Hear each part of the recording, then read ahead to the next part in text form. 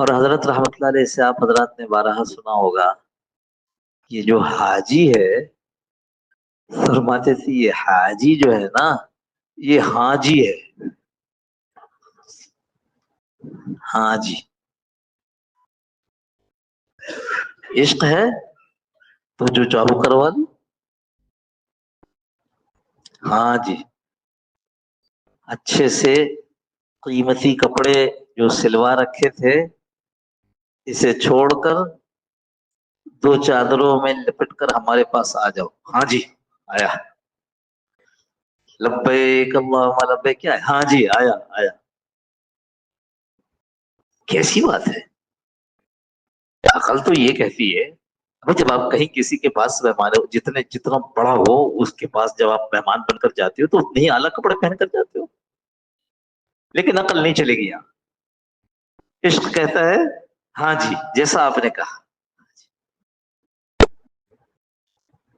اور یہ ایک گھر ہے، ایک کمرہ بنا ہے، پتھروں کا ہے، اس کا چکر لگاؤ، ہاں جی چکر لگاؤ، ہاں جی، ایک نہیں سات، ہاں جی 7 چکر لگاؤ، یہ پتھر جنت کا ہے، اس کو چوم لینا، ہاں جی، مگر چومے کیسے؟ تو بڑا رش ہے تو دور سے استلام کر لو، ہاں جی،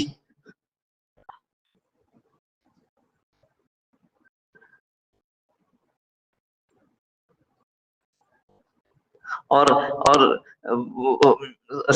سعی منا کی صفا سے مروہ، مروہ سے صفا، ہاں چکر لگاؤ، اس سے کیا فائدہ ہوگا؟ بس کوئی فائدہ نہیں ہے، میری مان کے چلو، ہاں جی ہاں جی، اور دیکھو یہ جو دو دو دو دو ہمارے میلین نظرین ہے نا، وہ جو دو لائٹیں ہرے رنگ کی لگی ہوئی ہیں، اصل میں جب حضرت حاجرہ یہاں سے یعنی بیٹے کو چھوڑا ہے اسماعیل کو نیچے، اور یہ مقام میں آپ کو بتا دوں، اب تو وہاں نظر نہیں آتا، پہلے تو کنواں تھا اور لوگ کنویں میں نیچے جا کر خود پانی پیتے تھے، تو وہ مقام تقریباً ایسا ہے جیسے حجر اسود ہے نا، حجر اسود سے اگر ہم حتیم کی طرف جا رہے ہوں تو وہ دیوار کے بیچوں بیچ صحن میں، لیکن قریب، اب تو صحن بہت بڑا ہو گیا، قریب، تو یہاں اسماعیل کو رکھا اور پانی کی تلاش میں صفا سے بھاگتی ہیں، صفا سے چلتی ہیں، چلتے چلتے مروہ تک جاتی ہیں، اچھا دیکھ رہی ہیں پانی، اور دوسری نظر کہاں پر ہے؟ وہ اسماعیل کی طرف، ہم ہو گئے، ہاں میدان ہے، یار کس کو چٹان والی کون کیسی زمین کہتے ہیں، پتھریلی زمین ہے، وہاں اس کو چھوڑ رکھا ہے، تو ادھر ادھر ادھر دیکھتی ہیں کہ پانی کہیں نظر آ جائے، اور بار بار پھر کدھر دیکھتی ہیں؟ اپنے اسماعیل کی طرف دیکھتی ہیں، اور یہ جو تو جگہ جہاں پر ہرے رنگ کا نشان لگا ہے، یہ جگہ ذرا نشیب نیچی تھی، اتنی نیچی تھی کہ ان کی نگاہ اسماعیل سے چھپ جاتی تھی، تو کیا کرتی کہ وہاں سے تو چل چل کر آتی، اور یہ جو کھڈے والی جگہ تھی ذرا، تو اس میں دوڑ کر گزرتی تھی کہ اسماعیل اس سے زیادہ کیسے ہم اس سے دور رہے، اس سے زیادہ کیسے ہم اس کو دیکھے بغیر رہے، اب نہ اسماعیل ہیں نہ بے آب و گیا میدان، اللہ کہتے ہیں دوڑو، ہاں جی، یہ حاجی صاحب جو ہے نا، یہ حاجی صاحب ہے، یہ ہمارے حضرت رحمت اللہ علیہ صاحب اسی ممبر سے فرمایا کرتے تھے، عشق کی بات، ابراہیم علیہ السلام کی ساری زندگی ایسی ہے، ہاں جی، جو حکم ہے اللہ کا، ہاں جی ٹھیک ہے، کریں گے ایسے ہی کریں،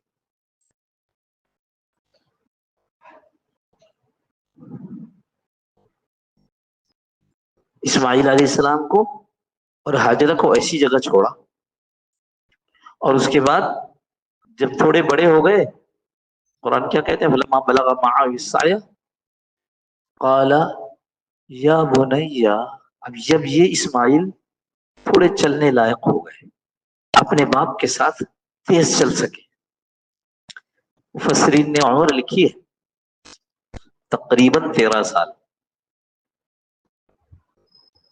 تقریباً اس لیے کہ ظاہر ہے وہ ریکارڈ تو نہیں تھا کوئی. 13 سال. اور یہ ضرور سب نے لکھا کہ بلوغت والے ہو گئے تھے.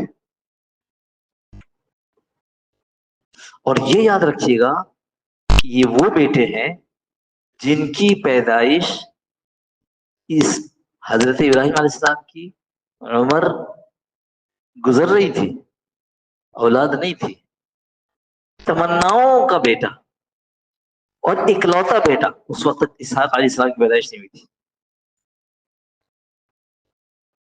ہاں میں نے عمر بتانا بھول گیا, 86 سال لکھی, 80 اور 6. اسحاق علیہ السلام کی ولادت جب عمر 99 سال تھی. تو جس وقت کا تذکرہ ہے اس وقت یہ محبت والی اولاد اور اکلوتی اولاد. یعنی قال یا بنی انی ارا فی المنام, اے میرے بیٹے میں نے خواب دیکھا ہے, انی ارا فی المنام میں نے خواب میں دیکھا ہے, انی اذبحوک میں تمہیں ذبح کر رہا ہوں, فانظر ماذا ترى تو پھر سوچ لو, سوچ کر بتاؤ تمہاری کیا رائے ہے, ماذا ترى تمہارا کیا خیال ہے.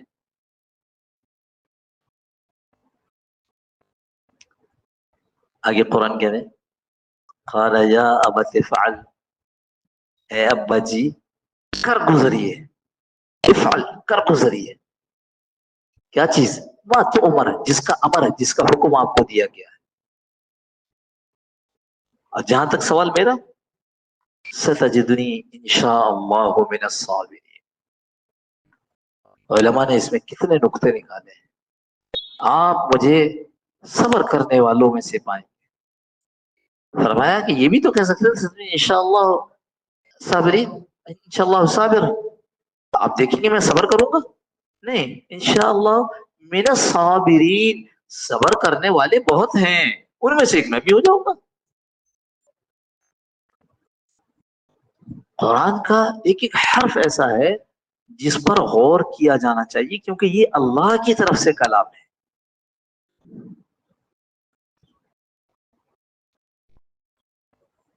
فلما اسلم, اب دونوں تیار ہو گئے. اب یہ قرآن کیا کرتا ہے, قرآن مختصر بات کرتا ہے, جتنی کام کی بات ہے حدیث میں تفصیل آ جاتی ہے, اور بعض تاریخی روایت میں اور تفصیل آ جاتی ہے. تاریخی روایات کے علماء نے فرمایا کہ اعتبار اس وقت تک ہے جب تک کہ وہ قرآن اور حدیث سے ٹکرا نہ رہے. اگر قرآن اور حدیث سے ٹکرا نہیں رہے تو پھر وہ تاریخی روایت کو لیا جا سکتا ہے, ورنہ تاریخی روایت نہیں لی جا سکتی. فلما اسلما, بس پھر کیا ہوا, پھر دونوں تیار, اسلما اسلام ہے گردن جھکا دینا, مان لینا. جب دونوں نے یہ مان لیا کہ ہاں بھائی اب تو کرنا ہی ہے, اب آگے ایک دم سے چھلانگے, وَتَلَّهُ لِلْجَبِينِ, ورنہ درمیان میں کیا ہے, وہی ہاں جی. ایک مقام پر آتا ہے ابلیس بہکاتا ہے, پتھر مارتے کنکر مارتے ہیں اس کو. دوسرے مقام پر پھر آتا ہے, پھر کنکر مارتے. تیسرے مقام پر آتا ہے, پھر کنکر مارتے. ارے وہ آپ شیطان کہاں ہے, اور اس کنکر سے اس کا کیا بگڑے گا. لیکن اللہ آپ نے کہا ہے ہاں جی کرنا ہے اس کو. عقل سے بہت دور, لیکن عشق کے معاملے میں پوری, لفظ تو ہم انگریزی کا استعمال نہیں کرتے, پورا فٹ عشق ہے یہ.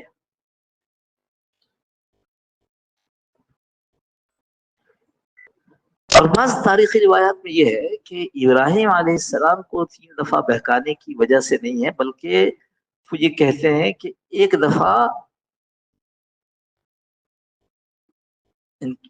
ہاجرہ کے پاس ہے, اور ان سے کہا کہ یہ ابراہیم کہاں لے کر جا رہے ہیں اسماعیل کو, کہنے کہیں کام سے جا رہے ہیں. کام سے نہیں جا رہے, ذبح کا جا رہے ہیں. ذبح کیوں کریں گے اپنے بیٹے کو, کہنے اللہ کا حکم ہے. کہنے اللہ کا حکم ہے تو ٹھیک ہے کر دیں. پھر اسماعیل کو بہکانے کی کوشش, اور پھر آخر میں ابراہیم علیہ السلام کو بھیجا نہیں. تو دونوں روایات موجود ہیں. فلما اسلما، دونوں نے مان لی، اب چلے. وتلہ للجبین، اور جب پہنچے ہیں تو وہاں قرآن کہتا ہے پیشانی کے بل لٹا دیا. ابا اگر میری شکل دیکھ کر آپ کو میری محبت سامنے آ گئی تو آپ کیسے ذبح کریں گے؟ اپنی آنکھ پر ہماری آنکھ پر پٹی باندھ دی.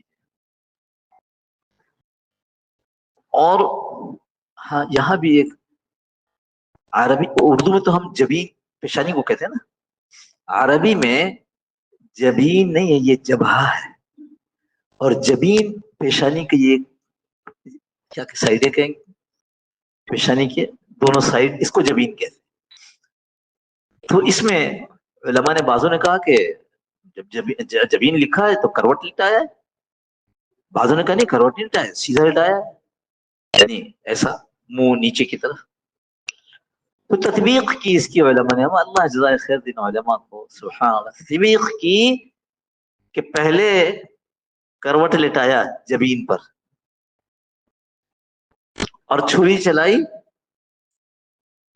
تو تانبا یا پیتل شاید اس وقت ذہن سے نکلا، پیتل کا ایسا ٹکڑا بیچ میں آ گیا. وہ چلا رہے ہیں چھری تو چلتی نہیں، پیتل کہاں چھری سے کٹتا ہے.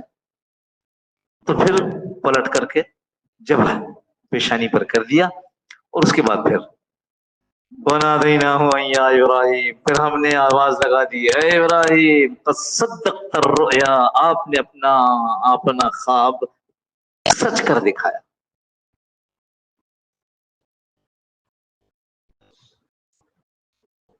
کیسے خواب سچا ہوا؟ ذبح تو ہوئے نہیں، ذبح ہوئے بھائی، تو خواب کیسے سچا ہو گیا؟ خواب ایسے سچا ہو گیا، کہہ رہے ہیں انی ارا فی المنام انی اذبحک، کہ میں تم کو ذبح کر رہا ہوں. یہ کہاں ہے کہ میں تم کو ذبح کر دیا؟ یہ کہاں ہے کہ گردن الگ پڑی تھی؟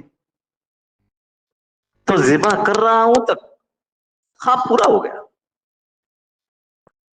اللہ اکبر. آگے فرمایا ان ھذا لہو البلاء المبین، یہ بہت بڑی آزمائش تھی. ہاں معمولی آزمائش نہیں تھی. پوچھو اپنی جی سے پوچھو، حضور علیہ الصلوۃ والسلام ابن الذبیحین، میں 2 ذبیحہ ذبح ہونے والوں کی اولاد ہوں. کسی نے پوچھا کیسے؟ فرمایا اسماعیل کی اولاد میں سے ہوں، وہ ایک دفعہ ذبح ہوئے. پھر میرے باپ عبداللہ، ابو طالب کے، عبد المطلب کے بیٹے کم تھے. کہا اللہ اگر 10 بیٹے ہو گئے تو ان میں سے ایک کو ذبح کر دوں گا. اللہ نے 10 دے دیے.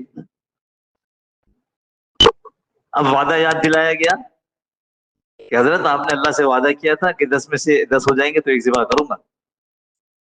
چلو بھائی قرآن ڈالو، کون سا بیٹا؟ تو قرآن ڈالا گیا تو نام نکل رہا ہے عبداللہ. اوہ عبداللہ تو اتنا محبت، اتنا پیار ہے، کیسے عبداللہ کو ذبح کریں گے؟ بہنوں نے کہا نہیں ہم عبداللہ کو ذبح نہیں ہونے دیں گے. میں تو اللہ سے منت مانی تھی. اچھا ایسا کریں اللہ سے پوچھتے ہیں، ایسا کیجئے ایک اونٹ اور ایک عبداللہ، ان دونوں کے درمیان قرعہ ڈالیے. قرعہ ڈالا گیا، پرچی جو نکلی تو پھر کیا ہوا؟ پھر عبداللہ کہ چلیے 2 کر لیں، 2 کیا تو 3 پرچیاں ہوں گی. میں پرچی کا اس لیے استعمال کر سمجھ میں آ جائے، ورنہ اس زمانے میں پانسا وغیرہ ہوتا تھا جس کے ذریعے کیا تھا. تو پھر نام عبداللہ، 3 نام عبداللہ، 4 نام عبداللہ، ہوتے ہوتے 100 اونٹ کی پرچی ڈالی گئی عبداللہ کے ساتھ، تو اونٹ کا نکل آیا. اسی زمانے سے انسان کے قتل کی دیت 100 اونٹ ہوئی ہے. تو ایک وہ ذبیح اللہ تھے، باپ نے ذبح کی نیت سے چھری چلا دی تھی، اور ایک یہ ذبیح اللہ عبداللہ جن کے اوپر جن کو ذبح کرنے کا فیصلہ ہو چکا تھا اور اللہ نے مرضی یہ فرمائی کہ ان کی جگہ مینڈھا آ گیا اور ان کی جگہ سو اٹھا. آسان نہیں ہے ذبح کرنا، پر ابراہیم علیہ السلام نے جو کر کے دکھایا، ان ھذا لہو البلاء المبین. اور یہ بھی فرمایا ہے کہ وَتَرَكْنَا عَلَيْهِ فِي الْآخِرِينَ، یہ بعد والوں کے لیے ہم نے اس کو بنا دیا کہ دیکھو یہ کام ہوتا ہے. ہم سے اور آپ سے جانور کی قربانی کا مطالبہ ہے نا، ورنہ کیا ہوتا؟ اگر مینڈا نہ آتا تو کیا ہوتا؟ اللہ. اس واسطے ہم یہ کہتے ہیں کہ بھائی جب اپنی قربانی پر چھری چلاؤ تو ابراہیم والی نیت کرو، جو چیز مجھے سب سے زیادہ عزیز، اکلوتا بیٹا، عمر اتنی ہو جائے اس کے بعد پیدا ہو تو کتنی محبت ہوتی ہے. جب قربانی پر چھری چلاؤ تو نیت یہ کرو کہ میں اپنی سب سے قیمتی چیز جس کی سب سے زیادہ محبت میرے دل میں ہے، میں اس کے اوپر چھری چلا رہا ہوں اللہ کے لیے. اللہ کی محبت اب میرے نزدیک اس جس سے مجھے بہت محبت تھی اس سے زیادہ ہوگی.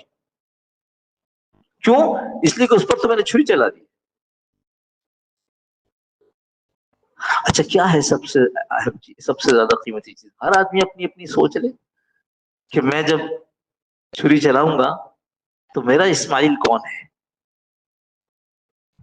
وہ مال جس کو بڑی محنت سے جمع کیا ہے اور جب جیب سے نکلتا ہے تو بڑا دکھ ہوتا ہے. وہ گھر جو بڑے شوق سے بنایا ہے،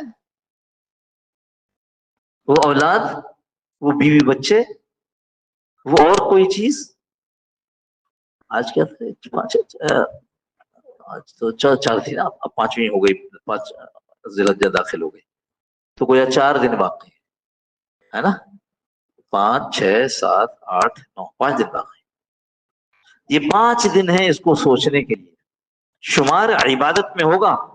یاد رکھیے جب غور و فکر کرنے کے لیے بیٹھیں گے کہ اس بقر عید میں جب چھری چلاؤں گا تو میرا اسماعیل کیا ہوگا،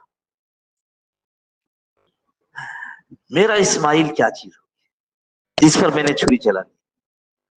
5 دن بہت ہوتے ہیں سوچنے کے لیے، مگر جتنا سوچیں گے انشاءاللہ وہ عبادت ہی میں شمار ہوگا کہ میں اللہ کے راستے میں اپنی کون سی سب سے قیمتی چیز، سب سے محبوب چیز قربان کروں. چھری تو چلائیں گے جانور پر، اور نیت کیا ہوگی؟ یہ جو مال کی محبت میرے اندر ہے. اب میں عرض کروں ایک چیز ایسی ہے جو زُيِّنَ لِلنَّاسِ حُبُّ الشَّهَوَاتِ مِنَ النِّسَاءِ وَالْبَنِينَ وَالْقَنَاطِيرِ الْمُقَنطَرَةِ. اس آیت کے ذیل میں علماء نے لکھی ہے کہ سب سے قیمتی چیز آدمی کو اپنا نفس ہے، اپنا آپ. اور اشکال بھی قائم کیا ہے، اعتراض بھی. آدمی اپنے آپ کو مشکل میں ڈالتا ہے بیوی بچوں کے لیے، تو بعض اوقات بیوی اور بچے جو ہے زیادہ محبت ہوتی ہے ان سے اپنی ذات سے بھی زیادہ. یہ اشکال مفسرین نے خود قائم کیا، یہ اعتراض، اور پھر خود ہی اس کا جواب دیا ہے کہ وہ بیوی بچے بھی اس لیے محبوب ہے کہ تمہارے بیوی بچے. دوسرے کے بیوی بچوں کے لیے آدمی اپنے آپ کو مشقت میں ڈالتا. لے دے کر آدمی اپنی ذات کے، اپنی جی چاہی، اپنی خواہشات، اپنے آپ کے گرد گھوم رہا ہے. لہذا اس سب کو سوچنے کے بعد، جو میں کہہ رہا ہوں 5 دن سوچنے کے بعد، امید ہے اسی جگہ پہنچیں گے کہ اس دفعہ جب میں قربانی کر رہا ہوں گا تو میں ایک تو خود سے کروں گا. حضرت صلی اللہ علیہ وسلم نے خود سے قربانی کی، فرمایا ایسے پورا نقشہ کھینچا ہے، کیسے لٹایا، چھری چلائی، اپنا یہ دایاں پاؤں جو ہے اس کی جانور کے کمر پر رکھ کر کے پھر چھری چلا. اب اس دفعہ جو چھری چلاوے تو یہ نیت کے ساتھ کہ میں اپنی نفسانی خواہشات کے اوپر چھری چلا رہا ہوں۔ اللہ مجھے آپ کو عمل کی توفیق دے۔ اور یوں فرمایا، جو آیت تلاوت کی تھی وہ اصل میں آپ کی وہ نعت نے ہمارے بات کر دی، لن ینال اللہ لحومها ولا دماؤها، یہ گوشت نہیں پہنچتا، یہ خون نہیں پہنچتا۔ ہوا کیا تھا کہ ابراہیم علیہ السلام کی دین پر اپنے آپ کو یہ لوگ کہتے تھے، عرب والے ابراہیم علیہ السلام کی چیزوں کو لے کر چلتے تھے لیکن تبدیلی کے ساتھ، قربانی کرتے اور قربانی کرنے کے بعد قربانی کا گوشت اور قربانی کا خون یہ حرم میں لے جاتے اور حرم میں لے جا کر کے اس خون کو بت پر اور کعبۃ اللہ پر ملتے اور گوشت کے ٹکڑے اٹھا کے بت پر رکھ دیتے۔ حضرات صحابہ نے حضور صلی اللہ تعالی وسلم سے عرض کیا، اے اللہ کے رسول، ہم اس کے زیادہ مستحق ہیں، ہم اصل ابراہیمی ہیں، ہم اس کے زیادہ مستحق ہیں کہ ہم اپنی قربانی کا گوشت اور خون بیت اللہ کو لگائیں۔ بس یہ صحابہ نے کہا اللہ اکبر، کہہ رہے ہیں حضور صلی اللہ علیہ وسلم سے، اور بات اوپر عرش پر جا رہی ہے اور وہاں سے جواب خود ہی آ رہا ہے، لن ینال اللہ لحومها ولا دماؤها، اللہ کے ہاں تمہارا گوشت اور تمہارا خون نہیں پہنچتا ہے، کیا پہنچتا ہے؟ تمہارا تقوی، دل کی کیفیت پہنچتی ہے۔ ٹھیک ہے نا بھائی؟ اس لیے اچھا موٹا تازہ جانور قربان کرنا چاہیے، اللہ کو دکھانا چاہیے کہ ہم اچھی چیز دے رہے ہیں۔ سب سے پہلے قربانی کس نے کی تھی؟ حابیل نے اور قابیل نے۔ جب کہا گیا کہ اپنا اپنا مال رکھ دو، جس کی قربانی قبول ہوگی اس کو آگ کھا جائے گی۔ تو حابیل جو تھا وہ گلہ باندھ تھا، مویشی پالتا تھا، اور قابیل جو تھا وہ کسان تھا، کھیتی کرنے والا۔ تو قابیل کہنے لگا کہ جب اللہ کو دینا ہے تو اللہ نے یہ مال کھانا تو نہیں ہے نا، تو جو سڑا گلا جو سب سے بیکار مال تھا وہ لا کر پہاڑ پر رکھ دیا۔ اور قابیل نے کہا کہ اللہ کو دینا ہے، اللہ کو کوئی سڑا گلا کوئی کمتر مال تھوڑی دے، تو اپنے گلے کا سب سے بہترین مینڈا اٹھا کر کے وہ رکھ دیا اور وہ قربانی قبول ہو گئی۔ جذبہ کیا تھا؟ اللہ کو دینا ہے، اچھا مال دینا ہے۔ ہاں، بعض علماء نے لکھا ہے کہ ابراہیم علیہ السلام نے جب چھری چلائی ہے اور جنت سے جو مینڈا آیا ہے یہ وہی مینڈا تھا جو حابیل کی طرف سے قبول ہوا تھا اور جنت میں پہنچ چکا تھا، یہی بعضوں نے لکھا ہے۔ تو اب عرض کرنا تھا کہ خوب اچھا مال ہو، اللہ کو دینا ہے، اور بلکہ حدیث میں آیا کہ یہ انہ لیاتی یوم القیامہ بقرونها واشعارها وازلافها، یہ آئے گا اپنے سینگوں سمیت آئے گا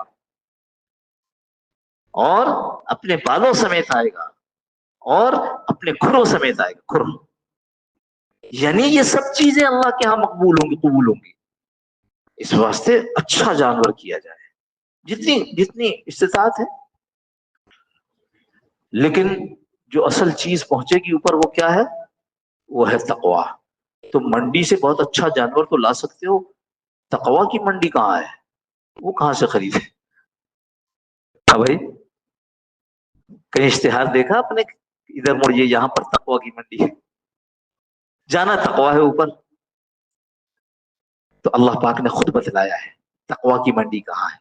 یا ایھا الذین آمنوا اتقوا اللہ، اے ایمان والو تقوی اختیار کرو۔ اللہ کیسے اختیار کرے؟ کونوا مع الصادقین، سچوں کے ساتھ، اللہ والوں کے ساتھ ہو جاؤ، تم کو تقوی مل جائے گا۔ یہ تقوی کی منڈی ہے، خانقاہیں، یہ خانقاہیں، یہ تقوی کی منڈی ہے۔ اب کیسے 5 دن کے اندر ہوگا؟ 5 دن کے اندر تقوی آ جائے گا؟ بڑا مشکل ہے، محنت کرنی پڑتی ہے۔ لیکن قربان جائیے اللہ رب العزت کا نظام، فقہا نے لکھا ایک بچہ جو ہے وہ مدرسے میں جاتا ہے اور ایک سورت یاد کرتا ہے اور اس ایک سورت کے بعد اللہ کی شان اس کی موت آ جاتی ہے۔ فرمایا اس نے نیت کی تھی پورے قرآن کی، لیکن ایک سورت یاد کر کے مر گیا تو کل قیامت کے دن پورے پکے حافظوں میں اٹھایا جائے گا۔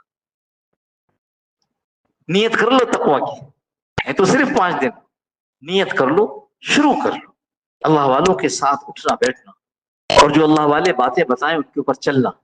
اور وہ محنت مجاہدہ جو ہوتا ہے. دیکھو ہم تو خوش قسمت ہے نا, ہمارے ہاں تو تینوں کام میں بار بار کہتا ہوں, علماء کے درس اس میں بیٹھنا, علماء سے تعلق رکھنا, اللہ والوں کی مجلسوں میں جانا, ان سے تعلق رکھنا, اور دعوت کا کام, اس کام کو اوڑھنا اپنے اوپر, اپنی ذمہ داری سمجھ کر کرنا.